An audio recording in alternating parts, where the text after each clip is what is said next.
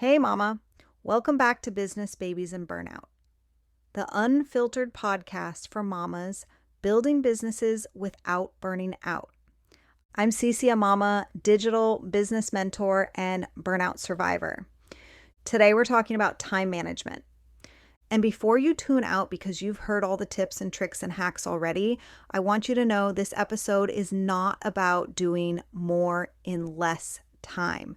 It's about why time management fails moms in the first place and what actually creates space instead.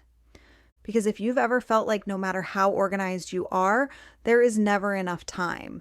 If you've ever tried planners, routines, schedules, or systems that worked for about a week and then fell apart.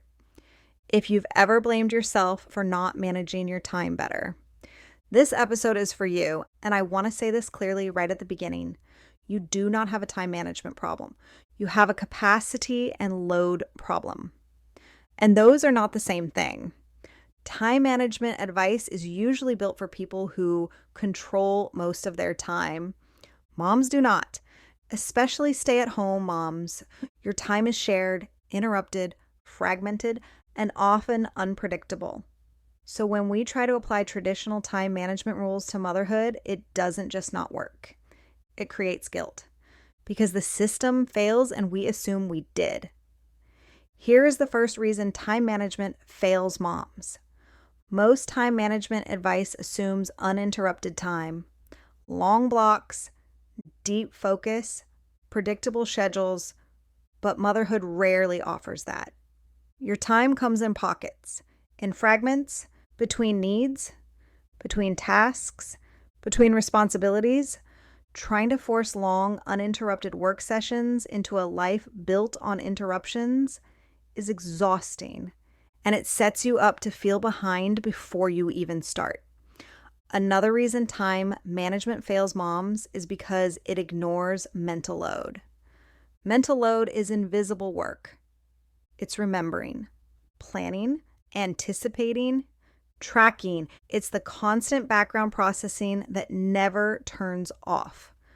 Most time management systems only account for tasks. They don't account for thinking about tasks. So you end up planning your day as if you're only doing the visible work, but your brain is doing so much more.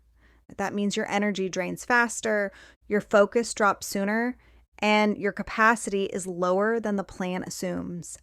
This isn't a discipline issue. It's an awareness issue. Another reason time management fails is because it treats time as the resource to optimize. But time isn't the real constraint. Energy is. You can have an hour available and still not have the capacity to use it productively, especially if you're emotionally depleted, physically tired, or mentally overloaded.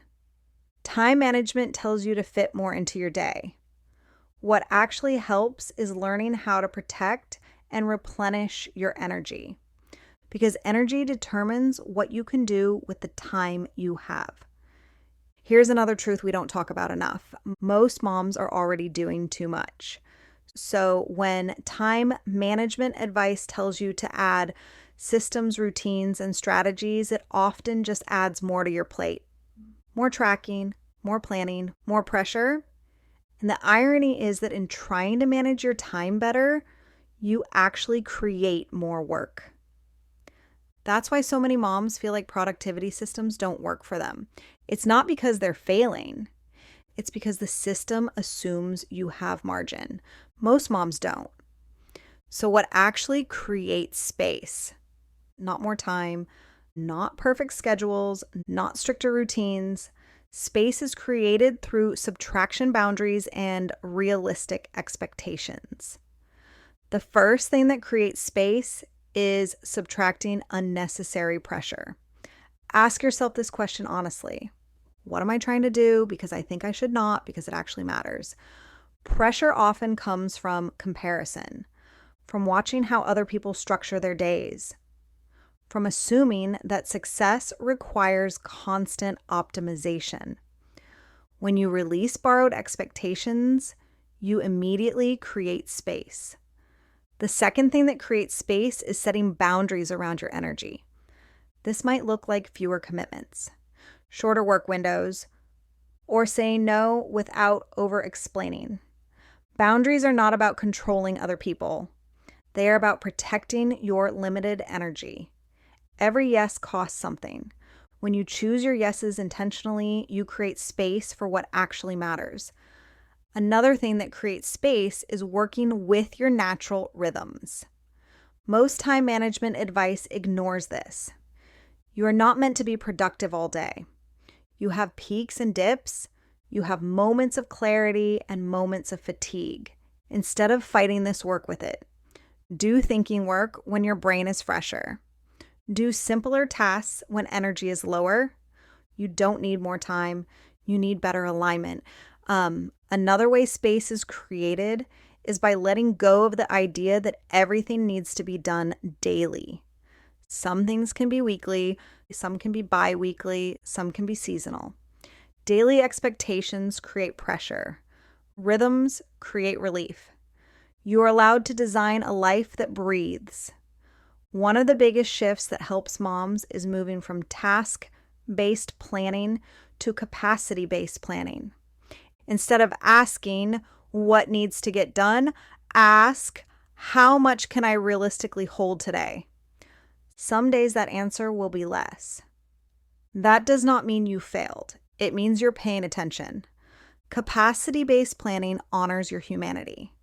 Time management does not. Another thing that creates space is finishing fewer things. This sounds counterintuitive, but when you try to keep everything open mentally, nothing feels complete. Choose one or two things to fully finish. Completion creates relief. Relief restores energy. Energy creates momentum. Momentum creates progress.